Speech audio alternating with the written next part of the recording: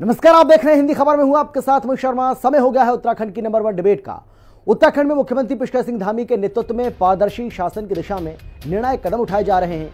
भ्रष्टाचार पर सीएम धामी की जीरो टॉलरेंस की नीति के तहत 3 साल में करप्शन के मामलों में सख्त कार्रवाई की गई है। वहीं हरिद्वार जमीन घोटाले में डीएम सहित 3 वरिष्ठ अधिकारियों को निलंबित कर सीएम धामी ने बिल्कुल साफ कर दिया है कि अब बड़े अफसर भी बख्शे नहीं जाएंगे, चाहे वो कितने भी अहम पद पर क्यों ना हो। वहीं कांग्रेस अब हरिद्वार जमीन घोटाले की सीबीआई जांच की मांग कर रही है। चर्चा करेंगे, लेकिन पहले एक रिपोर्ट आपको हम दिखाते हैं, देखिए। धाकड़ धामी करप्शन पर कस रहे नकेल, देवभूमि में भ्रष्टाचारी को जाना होगा जेल। सीएम धामी का भ्रष्टों को संदेश कड़ा, बख्शेंगे नहीं चाहे पद हो कितना बड़ा। उत्तराखंड में सीएम पुष्कर सिंह धामी के नेतृत्व में 3 वर्षों में भ्रष्टाचार के बड़े चेहरों पर निर्णायक कार्रवाई की गई है। बड़े पदों पर बैठे अफसरों को भी नहीं बख्शा गया है। किसी को निलंबन का नोटिस थमाया गया तो किसी को सलाखों के पीछे भेजा गया। भ्रष्टाचार पर धाकड़ धामी की जीरो टॉलरेंस नीति का ताजा उदाहरण है हरिद्वार जमीन घोटाले में की गई कार्रवाई, जिसमें 2 IAS और 1 PCS समेत 12 लोग सस्पेंड किए गए हैं। सीएम धामी ने साफ कर दिया है कि अब सिर्फ छोटे कर्मचारियों पर नहीं बल्कि बड़े अधिकारियों पर भी कार्रवाई की जाएगी, चाहे उनका पद या प्रभाव कितना ही बड़ा क्यों न हो। पिछले 3 साल में अब तक कई वरिष्ठ अधिकारियों पर भ्रष्टाचार, पद के दुरुपयोग, आय से अधिक संपत्ति और वित्तीय अनियमितताओं के आरोप में कार्रवाई की गई है। हरिद्वार जमीन घोटाला, 2 IAS और 1 PCS अफसर सहित 12 लोग सस्पेंड। रामविलास यादव IAS अधिकारी, आय से अधिक संपत्ति और भ्रष्टाचार के गंभीर आरोपों में जेल। किशन चंद्र IFS अधिकारी, पद के दुरुपयोग और आय से अधिक संपत्ति मामले में जेल। RBS रावत, पूर्व IFS अधिकारी, पूर्व चेयरमैन UKSSC, परीक्षा धांधली मामले में जेल। हरमिंदर सिंह बावेजा, उद्यान निदेशक, भ्रष्टाचार और वित्तीय अनियमितताओं के आरोप में निलंबित। अमित जैन, वित्त नियंत्रक, आयुर्वेद विश्वविद्यालय, भ्रष्टाचार संबंधी आदेशों की अनदेखी और वित्तीय नियमों की अवहेलना पर अनुशासनात्मक कार्रवाई। भूपेंद्र कुमार, उप महाप्रबंधक वित्त, परिवहन निगम, रिश्वत लेने और वित्तीय गड़बड़ियों के आरोपों में निलंबित, विजिलेंस जांच जारी। निधि यादव, PCS अधिकारी, विभिन्न मामलों में भ्रष्टाचार की शिकायतों के बाद विजिलेंस जांच के घेरे में। रामदत्त मिश्र, उप निबंधक, स्टाम्प एवं रजिस्ट्रेशन विभाग, स्टाम्प शुल्क और भूमि पंजीकरण में अनियमितताओं के आरोप में निलंबित। राज्य कर विभाग के अधिकारी VP सिंह, डॉक्टर कुलदीप सिंह और यशपाल सिंह, काम में गंभीर लापरवाही, भ्रष्टाचार के संदेह में निलंबित। सरकार ने ये स्पष्ट कर दिया है कि सिर्फ वर्तमान में कार्यरत ही नहीं बल्कि सेवा काल में कोई गड़बड़ी करने वाले रिटायर अधिकारी भी जांच के दायरे में आएंगे। कुशाल सिंह राणा और राजेंद्र डबराल, सेवानिवृत्त लेखपाल, जमीन कब्जाने के आरोप में मुकदमा दर्ज। मृत्युंजय मिश्रा, पूर्व रजिस्ट्रार, आयुर्वेद विश्वविद्यालय, भ्रष्टाचार की शिकायतों के आधार पर जांच प्रक्रिया जारी।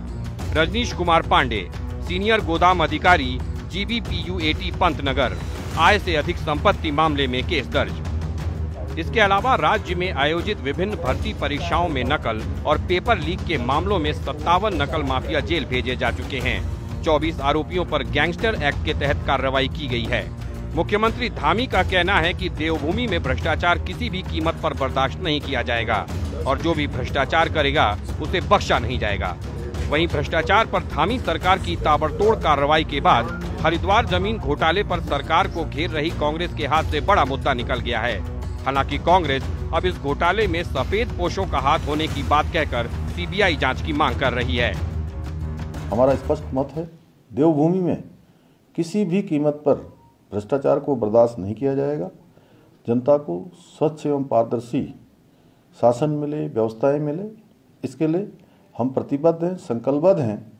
आदरणीय प्रधानमंत्री जी का जो बाबा केदार की भूमि से उन्होंने पूरे उत्तराखंड वासियों को और देशवासियों को संदेश दिया था, उनके मुख से शब्द निकले थे बाबा केदार के धाम में कि 21वीं सदी का तीसरा दशक उत्तराखंड का दशक होगा। हम आदरणीय प्रधानमंत्री जी के उक्त कथनों को साकार करने के लिए निरंतर प्रयास कर रहे हैं। उसके लिए स्वच्छ एवं पारदर्शी व्यवस्था स्थापित करेंगे और उत्तराखंड को भ्रष्टाचार मुक्त करेंगे। इतना बड़ा अपराध कोई अधिकारियों का 2-3 का गिरोह नहीं कर सकता है जब तक जब तक ऊपर का संरक्षण न हो, किसी बड़े सफ़ेद पोष का संरक्षण न हो। अब वो सफ़ेद है, कैसा है, किस रंग का है, मैं नहीं जानता, लेकिन स्पष्ट तौर पर संरक्षण है। और इस तरीके के ज़मीन के और भी घोटाले हैं हरिद्वार के अंदर जो सामने आ रहे हैं, और राज्य के अंदर कई जगह भूमि घोटालों की बात है। इसीलिए हमने मांग की है कि आप इस मामले को, प्रकरण को सीबीआई को सौंपिए। जनता को भी भ्रष्टाचारियों पर नकेल कसते सीएम धामी का धाकड़ अंदाज खूब भा रहा है। मुख्यमंत्री धामी के हरिद्वार जमीन घोटाले में लिए गए एक्शन की गूंज सोशल मीडिया पर भी सुनाई दी।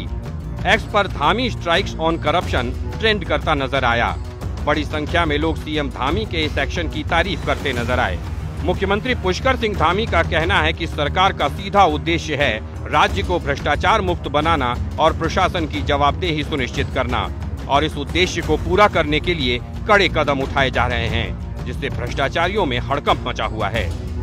देहरादून से संवाददाता दीपिका भंडारी, शुभांगी भट्ट और अशोक कुमार के साथ ब्यूरो रिपोर्ट, हिंदी खबर।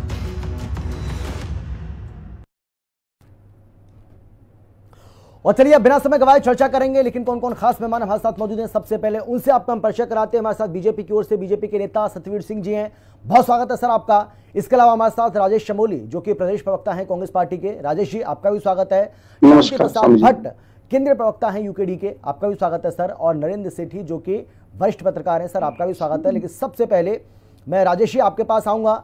सवाल मेरा आपसे यह है, क्योंकि अब तक तो कांग्रेस पार्टी यही कहती रही कि भाई सिर्फ ये छोटी छोटी मछलियों को पकड़कर कार्रवाई करते हैं, उससे काम नहीं चलने वाला है, आपको बड़ी मछलियों को भी पकड़ना होगा, आपके जो बड़े अधिकारी हैं उनको भी आपको पकड़ना होगा। तो अब तो आप देख ही रहे हैं जिस तरीके से एक्शन लिया गया है, तो उसमें अब छोटा हो या फिर बड़ा सभी बराबर हैं और सभी कानून के कटघरे में खड़ा कर दिए गए और सभी के ऊपर कार्रवाई हो रही है। भाई अगर 12 लोगों को एक साथ सस्पेंड अगर किया जाता है, जिसमें 2 बड़े अधिकारी, 2 IAS अधिकारी हैं, एक DM, एक SDM, PCS, तो अपने आप में एक बड़ी कार्रवाई है, तो इसको तो आप स्वीकार करना पड़ेगा। और जो बात आप दावा करते थे, जो आप कहते थे कि भाई सिर्फ छोटी मछलियों को पकड़ते हैं, बड़ी मछली पर ये हाथ नहीं डालते हैं, अब तो वो भी बात बेकार हो गई। ऐसा अमित जी देखिए, ये सिर्फ एक प्रोपेगेंडा के तहत पिछले 2-3 दिन से मैं देख रहा हूं, कल से खास तौर से देख रहा हूं, टीवी चैनल समाचार पे एक इमेज डेवलप की जा रही है धाकड़ धामी जी। अब आप धाकड़ धामी के कार्यकाल की जो उपलब्धियां हैं उनको देखिए। इस धाकड़ धामी की सरकार में 22 भर्ती घोटाले इस राज्य में हुए, कोई सफेद नकाबपोश आज तक नहीं पकड़ा गया, जबकि उसमें भारतीय जनता पार्टी का मंडल अध्यक्ष धारीवाल, संजय धारीवाल और इनका जिला पंचायत सदस्य हाकम सिंह उसमें इन्वॉल्व था। लेकिन उसके बाद जो आगे की परतें होनी चाहिए थी, जो बड़े बड़े नेता जो 20-50 लाख में नौकरियां बेच रहे खुलेआम तो समाचार पत्रों में, उन पर कोई कार्रवाई नहीं हुई। ये सिर्फ दिखाया गया कि धाकड़ धामी सरकार किसकी है। 22 भर्ती घोटाले किस सरकार में हुए? इसी सरकार में हुए, और इसी में पब्लिक डोमेन में आए और 4-5 लोगों पर कार्रवाई की और उसके बाद वो मामला शांत हो गया। अब आप देखिए जो ताजा, जो आजकल लेटेस्ट चल रहा है, इसी सरकार में इसी कैबिनेट जो मतलब 8 लोगों की जो कैबिनेट है माननीय मुख्यमंत्री जी के पास, मुख्यमंत्री जी को मिलाकर 6 लोगों पे भ्रष्टाचार के आरोप है। किस प्रकार के आरोप है? राज्य के मुख्यमंत्री पर इनके PRO के द्वारा, कोई नंदन सिंह बिष्ट थे शायद जो नाम होगा, उन्होंने एक मतलब IPS अधिकारी को चिट्ठी लिखी जो खनन की अवैध गाड़ियां उनको छोड़ने के लिए प्रेशर किया माननीय मुख्यमंत्री के कार्यालय से। ये तो सार्वजनिक है कि मुख्यमंत्री कार्यालय से खनन का काम सुचारू रूप से चल रहा है। राज्य के दूसरे मंत्री, सहकारिता मंत्री जो धन सिंह रावत है और स्वास्थ्य मंत्री है, उन पे एक महिला ने आरोप लगाया कि 3 करोड़ रुपए लिए गए हैं, इन्होंने ANM के पद मतलब बेचे हैं। और राज्य के ही 2 पूर्व विधायक जो इनके कैबिनेट मंत्री थे और एक विधायक थे सुरेश राठौर, यतीश्वर ने आरोप लगाया कि धन सिंह रावत 10 से 11 लाख रुपए में सहकारिता नौकरियां बेच रहे, एक कैबिनेट की सुशोभित कर रहे इस राज्य को। गणेश जोशी पे आरोप है कि विजिलेंस की जांच मतलब आय से अधिक संपत्ति का आरोप सबके सामने सार्वजनिक है, उसका खामियाजा एक IPS अधिकारी जो है उनको भी इस्तीफा देकर मतलब साइड किया गया है। अब इस सरकार में DM सबसे बड़ी पोस्ट है जिले के प्रशासन की, उस पे भ्रष्टाचार को आरोप, वो खुल के लूट रहा है। 15 करोड़ की जमीन उन्होंने 54 करोड़ में बेच दी है। तो कार्रवाई हो गई। फिर जिले में आते ही आप नगर आयुक्त, नहीं वही बता रहा हूँ अमित जी, नगर आयुक्त पे भी वही उसी आरोप में जमीन घोटाले में भी कार्रवाई होती है। और SDM जो जिले का उप जिलाधिकारी है उस पर वही कार्रवाई होती है। इन्होंने 15 करोड़ की जमीन मतलब 54 करोड़ दिखा के और जो भी बीच का माल लपेटा है। आप देखिए नीचे की कड़ी है ग्राम सभाओं की पटवारी, पटवारी 2000 की घूस लेता हुआ पकड़ा गया इन्हीं की सरकार में। अब जो पब्लिक डोमेन में है, क्या कार्रवाई नहीं करेंगे? बिल्कुल आंखें बंद कर देंगे क्या? कैसे कैसे ये तो बोलेंगे भाई हमने कार्रवाई कर दी है। वो 2000 की नोट निकल गया, ठीक है। हरिद्वार में कानून वो पकड़ा गया, उस पर 5000 की घूस का मतलब आरोप है। हल्द्वानी साइड में जेई पकड़ा गया, उस पर भी आरोप है। देहरादून में एक पुलिस का इंस्पेक्टर जिसपे 1 लाख रुपए घूस सार्वजनिक है, विजिलेंस से पकड़ा। ये हम नहीं कह रहे, लेकिन नहीं, अब एक बात 3 साल के आंकड़े बताते हैं राजेश जी, माननीय मुख्यमंत्री राजेश जी, पिछले 3 साल के आंकड़े, नहीं मेरे राज्य के मुख्यमंत्री को 2 मिनट आपको राज्य में घुमाएंगे। मैंने पूरा आपका सुना है, मेरा सवाल सुन लीजिए। मैं ये कह रहा हूं आपसे सर कि पिछले 3 साल के आंकड़े भी हमने इस रिपोर्ट में आपने देखा होगा, हमने रखे हैं कि किस तरीके से कहां कार्रवाई हुई, कहां क्या पाया गया, उसके बाद एक्शन हुआ है। मैं आपसे ये जानना चाह रहा हूं कि जिन नेताओं के नाम आप ले रहे हैं, जिन नेताओं के आपने नाम लिए, जिनको आप कह रहे हैं कि भाई ये सफेद पोश हैं, इन पर तो कोई कार्रवाई नहीं हो रही है, भाई सवाल मेरा आपसे ये है कि अगर आपके पास किसी तरह का कोई प्रूफ है, आपके पास कोई सबूत है, तो भाई आप अदालत जाइए ना, अदालत का दरवाजा खटखटाइए। सिर्फ पब्लिक डोमेन में आकर के इस तरीके की बातें करके ऐसा लगता है कि आप नहीं हवाबाजी करते हैं, आप बात को कह के आरोप लगा के भाग जाते हैं। अगर कोई सबूत वाकई में आपके पास है तो आप जाइए ना सर, आप कानूनी रास्ता अपनाइए, तभी तो प्रदेश की जनता ये समझेगी कि आप जो आरोप लगा रहे हैं उसमें दम है। आप सिर्फ आरोप लगाते हैं और भाग जाते हैं। अब भाई पहले कहते थे कि अधिकारियों पर कार्रवाई नहीं करते हैं, कर्मचारियों पर कार्रवाई नहीं करते हैं, छोटी मछलियों को पकड़ते हैं। अब जब कार्रवाई हो रही है, चाहे वो छोटी हो चाहे बड़ी, सब पर, तब भी आपको दिक्कत हो रही है। मुझे आपने मुझसे सवाल किया, मैं जवाब देना चाहता हूं। आपने बहुत अच्छा सवाल किया और मैं चाहता हूं कि इस देश के तमाम पत्रकार, जिस प्रकार आपने बुद्धिजीवी रूप में से सवाल किया है, अगर देश के तमाम पत्रकार इसी प्रकार के सवाल पूरे देश के नेताओं से पूछें तो निश्चित रूप से इस देश का भला हो सकता है। केंद्र में जब हमारी कांग्रेस की सरकार थी और कांग्रेस की सरकार में 16 कैबिनेट मंत्रियों पे जो झूठे आरोप भारतीय जनता पार्टी के द्वारा कथित तरीके से लगाए गए थे, 2G घोटाला, कोयला घोटाला, बड़े बड़े स्कैम के, बता 1,76,000 करोड़ ऐसा गिनाया गया था जैसे पूरा देश लूट लिया हो। बीजेपी की सरकार ने लगाए थे, बीजेपी के नेताओं ने लगाए थे, इनके जो पाले हुए जो मतलब सिस्टम में बैठे हैं उन लोगों ने लगाए थे। रिजल्ट हमारी केंद्र की सरकार ने, तत्कालीन जो प्रधानमंत्री थे उन्होंने 16 केंद्रीय मंत्रियों के इस्तीफे लिए, बाकायदा पार्टी से बाहर किया, 16 लोगों के इस्तीफे लिए। पूरा देश सार्वजनिक रूप से जानता है, 2011-12 के आसपास, आप भी जानते हैं अमित जी। आज भारतीय जनता पार्टी की सरकार में उन लोगों को क्लीन चिट मिल गया। 2G घोटाला बताया गया। एक सेकंड, राजेश जी का नाम गलत जा रहा है भाई, नाम सही करिए। राजेश जी का नाम गलत चला रहे हैं आप, नाम सही जा रहा है, उनका जो पद है गलत चला रहे हैं, सही करिए उसको। बिल्कुल, चलिए बोलिए सर, बोलिए। तो अमित जी 10 साल में केंद्र की सरकार वहां कोई सबूत नहीं पेश कर पाई और तमाम नेता, चाहे कनिमोजी हो, चाहे राजा राव, डी राजा राव हो, तमाम लोग बरी हो गए, बाइज्जत बरी हो गए। आपने कहा आरोप सिद्ध, हम आरोप थोड़ा लगा रहे हैं। ये तो बीजेपी के नेता ने, बीजेपी के विधायक ने चिट्ठी लिखी है, यतीश्वर नंदन ने, सुरेश राठौर ने, धन सिंह रावत जी नौकरियां। चलिए सर, क्योंकि समय बहुत कम होता है, सबको मुझे मौका देना, जल्दी से अपनी बात पूरी करिए। हाँ, उसके बाद मैं आगे बढ़ूंगा। संजय धारीवाल इनका मंडल अध्यक्ष है, मैं तो नहीं कह रहा हूँ ना, मैं थोड़ी कह रहा हूँ, ये तो सार्वजनिक रूप से पब्लिक डोमेन में है। डीएम घूस दे रहा है, एसडीएम घूस दे रहा है, एडीएम घूस दे रहा है, पटवारी घूस दे रहा है और कानून घूस दे रहा है, इंस्पेक्टर घूस दे रहा है। ठीक है, किसकी सरकार है? भारतीय जनता पार्टी की सरकार है ना। सतवीर जी, कांग्रेस पार्टी ये कह रही है, कांग्रेस पार्टी की मांग है कि भाई अगर वाकई में आप धाकड़ धामी अपने आप को बोलते हैं और आप कहते हैं कि भ्रष्टाचार के खिलाफ आपकी जीरो टॉलरेंस की पॉलिसी है, तो आप इस मामले को सीबीआई को सौंप दीजिए। क्या सरकार इस बारे में सोचेगी? अमित जी, मुख्यमंत्री पुष्कर सिंह धामी के नेतृत्व में भ्रष्टाचार के खिलाफ जोरदार अभियान चल रहा है। पारदर्शी नीति और समावेशी योजनाओं को हमारी सरकार में प्राथमिकता दी गई है। अगर मुख्यमंत्री जी का पिछले 3 वर्ष का कार्यकाल देखा जाए तो इन सुधारों से हर वर्ग के जीवन में जो बदलाव आया है वो ठोस बदलाव आया है। प्रदेश ने आर्थिक और सामाजिक रूप में जिस प्रकार का नया आत्मविश्वास जगाया है, अब कहना दूर नहीं होगा कि उत्तराखंड ने जो सपना विकसित उत्तराखंड का देखा है वो आज मात्र सपना नहीं, एक पूरे उत्तराखंड वासियों का साझा संकल्प बन चुका है। और मैं ये बड़े ईमानदारी से कहना चाहता हूं कि उत्तराखंड की जनता ने देखा है कि ईमानदार सरकार जब कार्य करती है तो किस प्रकार के परिणाम आते हैं। और कांग्रेस को तो भ्रष्टाचार पे बोलने का कोई नैतिक आधार ही नहीं बनता है अमित जी। अभी ये बड़ी बड़ी बातें राजेश चमोल जी कांग्रेस के प्रवक्ता बता रहे थे। देश की पार्लियामेंट में जब यूपीए की सरकार थी, प्रधानमंत्री के रूप में विराजमान थे मनमोहन सिंह जी, उनके समय पूरी संसद के अंदर हम विपक्ष में थे, भ्रष्टाचार के खिलाफ कानून बनता है, दोनों सदनों से पास होता है और राहुल गांधी जी मौज मस्ती मार के इटली से आते हैं और अजय माकन जी इनके पार्टी के प्रेस आयोजित करते हैं और उसमें संसद से पास हुए कानून को जो भ्रष्टाचार के खिलाफ है उसको फाड़ के फेंकते हैं। और उत्तराखंड में हमने ये भी देखा है कि हरीश रावत ने उत्तराखंड के सीएम आवास को केवल भ्रष्टाचार का केंद्र बना दिया था, जो कि उत्तराखंड के विकास की गति को देता है, विकास के सुधार को देता है, सुरक्षा देता है और लोगों में आत्मविश्वास जगाता है। वहां पर हमने देखे हैं कि कैसे और ऑडियो वीडियो लीक होते हैं हरीश रावत के।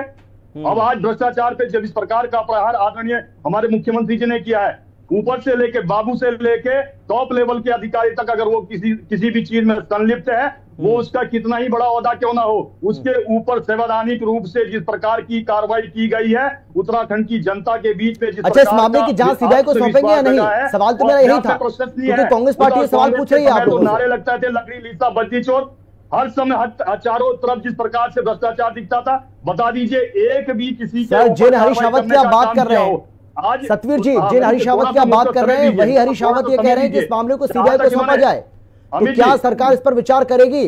क्या आप लोग इस मामले को सीबीआई को सौंपेंगे? क्योंकि विजिलेंस तो जांच करेगी, लेकिन क्या सीबीआई जांच करेगी? कांग्रेस पार्टी ये सवाल पूछ रही है आपसे।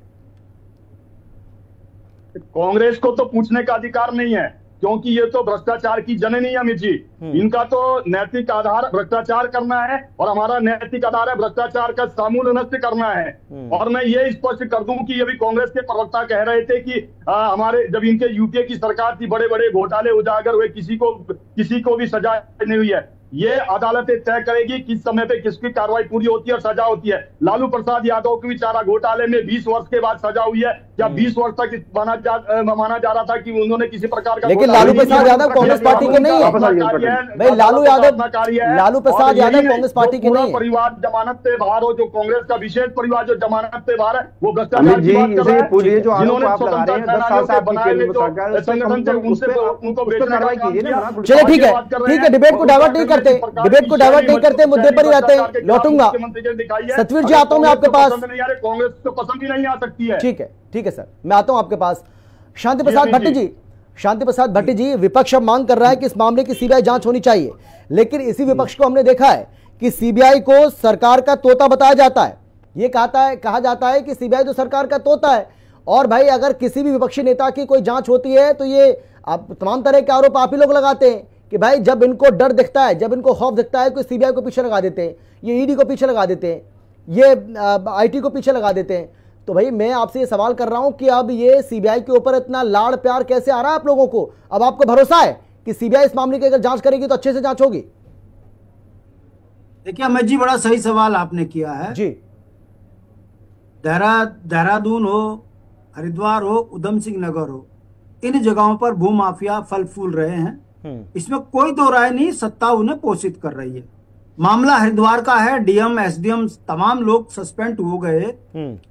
थोड़ा अमित जी आपको यह जानकारी भी होगी कि डीएम जो है सचिव के अधीन होता है और सचिव मंत्री के अधीन होता है और मंत्री मुख्यमंत्री के अधीन होता है। अब सवाल खड़ा होता है कि 15 करोड़ की संपत्ति 54 करोड़ में लैंड यूज चेंज करके खरीदी गई। ऐसे में क्या इस राज्य का मंत्री अनदेखा कर रहा था, सचिव अनदेखी कर रहा था? सवाल तो बनता है। फिर क्यों सवाल खड़े हो रहे हैं? देखिए, उत्तराखंड के जितने भी अधिकारी पकड़े गए हैं, बड़े अधिकारी सारे बाहर के हैं, और उत्तराखंड के जो मूल अधिकारी हैं उनकी स्थिति आपके चैनल में आपको पता है, कल भी बात निकल कर आई, आज भी निकल कर आ गई। एक जुयाल आईपीएस ऑफिसर ने इसलिए छोड़ दिया क्योंकि उसने एक मंत्री को जो है डिस्ट्रिक्ट कोर्ट में आरोपी के लिए उस पर डिमांड कर ली। वो महिला जिसने एक अपने इंस्पेक्टर को सस्पेंड कर दिया, उस पर दबाव बना, बेचारी ने छोड़ दी नौकरी। उसने कहा मैं ऐसे राजनीतिक दबाव में नौकरी नहीं करूंगी। सवाल यहां आता है कि राज्य के ईमानदार अधिकारी वाईएस पुरुषोत्तम है, उन्होंने भी, मैंने सुना आईएएस अधिकारी, उन्होंने इस्तीफा दे दिया। ये क्यों हो रहा है? और जो भ्रष्ट जिनका आप नाम ले लेकर गुण गा रहे हो, इन तमाम लोगों के ऊपर अकूत संपत्ति के आरोप है, चाहे वो मंत्री हो, चाहे विधायक हो, चाहे बड़े बड़े अधिकारी हो। अब सवाल इस बात का खड़ा होता है कि अगर हम इनके उस पर सीबीआई जांच की मांग कर रहे हैं, वो इसलिए कह रहे हैं कि उधम सिंह नगर में जो है जमीन घोटाला हुआ, वो तमाम अधिकारी आज नौकरी में फिर बहाल होकर उत्तराखंड को लूट रहे, वो चाहे चंद्रेश यादव हो चाहे पांडे हो। कहने का मतलब है हमारा अपनी कार्यदायी संस्था के ऊपर आरोप लगाने का मतलब नहीं है, मगर हमारा ये कहना है कि पिछला अनुभव ये बताता है कि एक आईएएस की, एक विजिलेंस का बेचारा अधिकारी कार्रवाई कर पाएगा। ये जो घोटाला खुला है, चौहान एक आईएएस ऑफिसर है, समकक्ष थे, सीनियर थे, उधेड़ दिया उन्होंने इनको।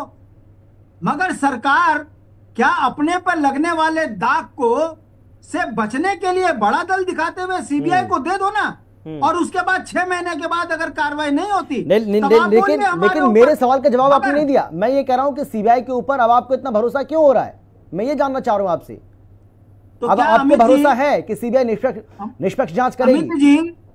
अमित जी, सीबीआई का जो भी अधिकारी होगा या विजिलेंस का जो भी अधिकारी होगा, ये मैं दावे के साथ कह रहा हूं, आरटीआई एक्टिविस्ट भी हूं, किसी भी अधिकारी ने अपनी जांच रिपोर्ट में किसी भी नेता को, किसी भी अधिकारी को बचाने का प्रयास नहीं किया। मगर संस्तुति के लिए जब फाइल मुख्यमंत्री के यहां जाती है तो वहां पर चक्का जाम लग जाता है। 2,500 से 3,000 फाइलें मुख्यमंत्री के यहाँ घोटालों की पड़ी है, उसमें अनुमोदन नहीं मिलता। लेकिन इस मामले में चक्का जाम नहीं होगा। मैं आपको शांति प्रसाद भट्ट जी, इस मामले में चक्का जाम नहीं होगा, इस बात की क्या गारंटी है? नहीं, मैं आपकी बात को बड़ा कर देता हूं सर। मैं आपसे जानना चाह रहा हूं कि इस मामले में चक्का जाम नहीं होगा, इस बात की क्या गारंटी है? अगर आप ऐसा आरोप लगा रहे हैं तो। अमित जी, मैं बता रहा हूं, अब आपको और बता दूं। आपने कहा हाई कोर्ट क्यों नहीं जाते, कोर्ट में क्यों नहीं जाते? मैं भुक्तभोगी हूं, 75,000 रुपए लगते हैं कोर्ट में वकील करने में, और उसके बाद जब पैरवी पे आती है तब वहां पर जो हाई कोर्ट के माननीय जज होते हैं वो बोलते हैं कि विभाग से अनुमति नहीं मिली है, जांच प्रगति पर है, आप सीधे कोर्ट में ना आए, पहले विभाग से लेकर आए। और विभाग का अधिकारी करता नहीं, मुख्यमंत्री कुछ करता नहीं।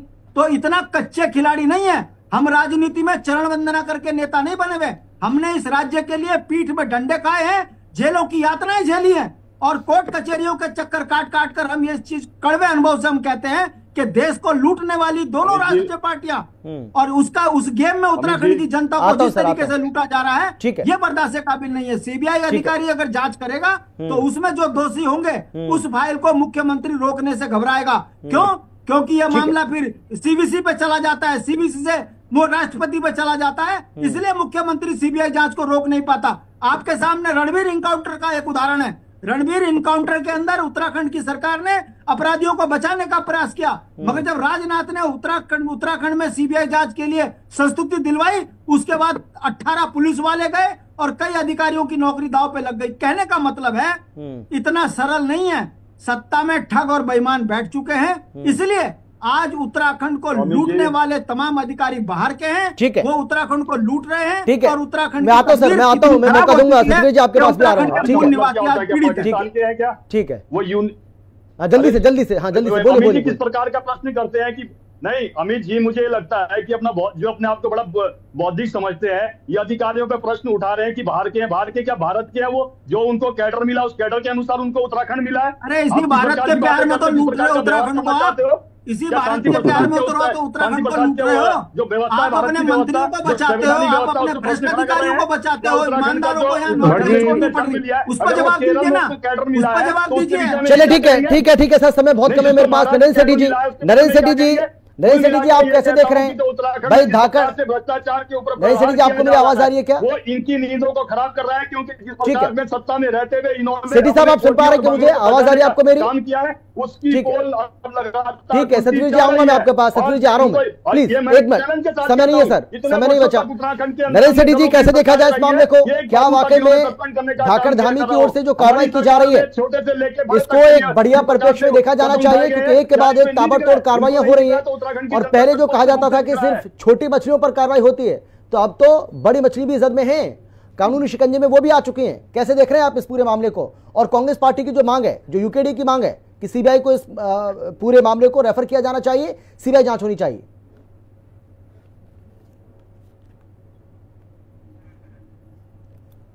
नरेंद्र सेठी जी, आपको मेरी आवाज आ रही है क्या? सुन पा रहे हैं आप? चलिए, लगता है मेरी आवाज नहीं जा रही है। सतवीर जी बोलिए, आप बोलिए, सतवीर जी बोलिए, 30 सेकंड, लेकिन उसके बाद मैं आगे बढ़ूंगा। हाँ, अमित जी, उत्तराखंड में मैं आपको बता दूं, जिस प्रकार से हमारी सरकार ने पारदर्शी नीतियों के अंतर्गत काम कर रही है, विरोधियों की नींदें उड़ी हुई है। इससे अपने समय पे जब इनको जनता ने मौका दिया तब इन्होंने उत्तराखंड को किस प्रकार से चलने का काम किया, भ्रष्टाचार में आपके नेता तमाम तो दुराचार में फंसे हुए हैं, घोटालों में फंसे हैं, और जब उनके खिलाफ सामाजिक और समावेशी रूप से जो कार्य हो रहे हैं और भ्रष्टाचार के ऊपर जिस प्रकार से पहले दिन से हमारी सरकार ने काम किया है, वो इनको बेचैनी हो रही है। और दूसरा, सीबीआई की बात कर रहे हैं, जब इनको जैसे क्रिकेट रंग बदलता है अमित जी, उस प्रकार से ये मीडिया के सामने आके देखते हैं कि अभी माहौल कैसा है, उस आधार पर रंग बदलते हैं कि पहले कहते हैं कि सीबीआई बेकार है, अब कहते हैं सीबीआई सही है, फिर कहते हैं कि कोर्ट बेकार है, अब कहते हैं कोर्ट सही है। वास्तव में यह है कि जिन्होंने अपना धरातल खो दिया है, जिनको जनता ने अब नकार दिया है, वो इस प्रकार ऐसे बोल के बचोगे नहीं। के सामने जिस दिन सत्ता पलटेगी, नाम लेने लायक नहीं छोड़ा जाएगा आप लोगों को। से कह चुके हैं इस राज्य को लूटने वालों को बख्शा नहीं जाएगा, ये तो तय मानो आप। ठीक है, अभी बात का दौर है, और लगातार इस समय भाजपा है, चल रहा है, तो आप जो झूठ बोल रहे हो। शांति प्रसाद जी धमकी दे रहे हैं क्या? शांति प्रसाद जी धमकी दे रहे हैं आप? धमकी क्या सत्ता सलाह दे रहे हैं इनको हम, ये बेईमान पार्टी है, एक दिन आएंगे इनके पूरे दिन। ये जिस तरीके से राज्य को लूट रहे हैं, बख्शे नहीं जाएंगे। संविधान के तहत आप भी बंधे हुए हो, बचोगे नहीं। आज तो झूठ बोल रहे हो, मगर जिस दिन तुम्हारी पोल खुलेगी। ठीक है राजेश जी आप बोलिए, आखिर कमेंट आपका जल्दी से। राजेश जी, अमित जी देखिए, मैं बता रही कि आप राज्य की स्थिति देख लीजिए। इस राज्य की स्थिति ऐसी है कि अभी कल एक युवा साथी हमारा उत्तराखंड का नेगी है देहरादून में, उसको बाहर के लोग आके यहाँ गोली मार जाते हैं। और स्थिति ऐसी है कि भारतीय जनता पार्टी कोई ऐसा नेता नहीं है जो इस मुद्दे को उठाए कि हमारे राज्य के युवाओं को मारा जाना है। इनकी सरकार में नहीं, वो तो लॉ एंड ऑर्डर का मामला हो गया ना सर, ये करप्शन का मामला है। इन दोनों का क्या कंपैरिजन क्या है? नहीं देखिए करप्शन कैसे बढ़ रहा है, ऐसे तो बढ़ रहा है। करप्शन का मतलब क्या है? करप्शन जब राज्य में बेलगाम अधिक मतलब सरकार हो, बेलगाम अफसरशाही हो, तो निश्चित रूप से करप्शन के साथ साथ बैंकरी भ्रष्टाचार तो बढ़ ही रहा है। आप देखिए, मैं बोल तो रहा हूँ, महिला अपराध में भारतीय जनता पार्टी के नेता पकड़े जा रहे हैं, नौकरियां बेचने में भारतीय जनता पार्टी के नेता पकड़े जा रहे हैं। पूरे राज्य में आप देखिए, उधम सिंह नगर चले जाइए, हरिद्वार चले जाइए, आप देहरादून। चलिए सर, समय मेरे पास इतना ही है। माफी के साथ मैं आप सभी को रोक रहा हूँ। बहुत धन्यवाद मेरे साथ जुड़ने के लिए, चर्चा में शामिल होने के लिए, अपनी बात रखने के लिए। लेकिन बड़ा सवाल ये है कि क्या वाकई में धाकड़ धामी की ओर से जो कार्रवाई की जा रही है वो काबिल तारीफ है, इसमें नो डाउट। क्योंकि जो कांग्रेस पार्टी या यूकेडी को उससे पहले कहा जाता था कि भाई सिर्फ छोटे छोटे लोगों को ये पकड़ते हैं, छोटे छोटे अधिकारियों को पकड़ लेंगे, लेकिन अब बड़े अधिकारियों के खिलाफ भी कार्रवाई हो रही है। और साफ कह दिया गया है सरकार की ओर से कि चाहे इसमें कोई नेता हो, मंत्री हो, संतरी हो, अधिकारी हो, कर्मचारी हो, जो भी दोषी होगा उसको छोड़ा नहीं जाएगा। क्योंकि जांच अभी रुकी नहीं है, जांच अभी भी चल रही है। रही बात सीबीआई की, तो अगर सरकार को लगेगा कि सीबीआई जांच के लिए इसको रेफर किया जाना चाहिए तो उसमें भी सरकार पीछे नहीं हटेगी। फिलहाल इतना ही। आप देखते रहिए हिंदी खबर, क्योंकि हिंदी खबर पर खबरों का सिलसिला लगातार जारी है। नमस्कार।